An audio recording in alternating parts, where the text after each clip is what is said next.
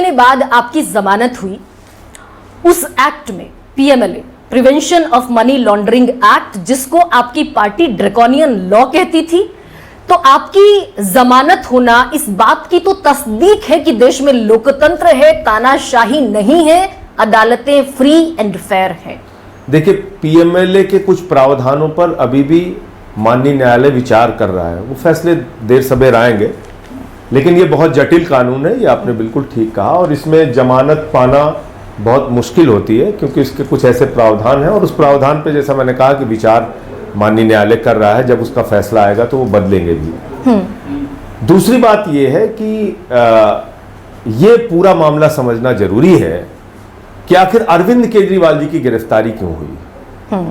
लेकिन उसके पहले तानाशाही तो नहीं है ना देश में, अदालतें तो फ्री एंड फेयर है। अदालतों पे मैं कोई टिप्पणी करने का अधिकारी नहीं हूं, बहुत छोटा व्यक्ति हूं मैं। अदालत पे कौन होता हूं बोलने वाला। अदालतों की न्यायिक एक प्रक्रिया होती है, उसमें कई बार समय लगता है, कई बार जल्दी हो जाते हैं फैसले। 80% अंडर ट्रायल है इस देश में, गरिमा जी। मैं जेल में 6 महीने जेल में रह के आया, 10-10 साल से अंडर ट्रायल, 10-10 साल से। मैं तो चाहता हूं आप लोग स्टोरी करें उस पर। विचाराधीन कैदी 10 साल हो गए, फैसला नहीं हुआ। 10 साल बाद बरी होंगे तो कौन जिम्मेदार होगा उनकी 10 साल की गिरफ्तारी का। चलिए, उस पर खैर बाद में बात करूंगा। तानाशाही इसलिए है कि आप बेबुनियाद और झूठे केस बना के अरविंद केजरीवाल को गिरफ्तार करते हैं। और क्यों करते हैं, कैसे करते हैं, वो आपके दर्शकों को समझना बहुत जरूरी है। अरविंद केजरीवाल जो एक ईमानदार मुख्यमंत्री है, दिल्ली के लिए बिजली, पानी, शिक्षा, स्वास्थ्य, बुजुर्गों की तीर्थ यात्रा, एक अनुकरणीय सरकार चला के उन्होंने दिखाया। उस मुख्यमंत्री को गिरफ्तार किया गया, इसलिए भी जानना जरूरी है। पार्टी को खत्म करने के उद्देश्य से गिरफ्तार किया गया, इसलिए भी जानना जरूरी है।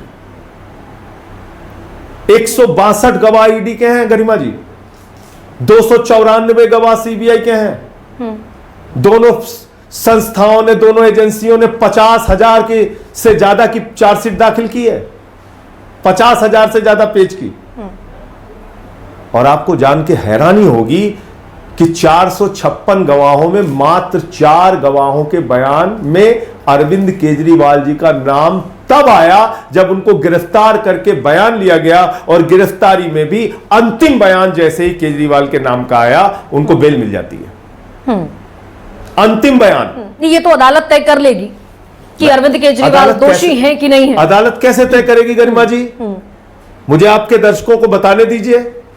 अदालत कैसे तय करेगी जब आप उसके सामने तथ्य ही नहीं रखेंगे। आप तथ्यों को छुपाएंगे तो अदालत कैसे तय करेगी। नहीं,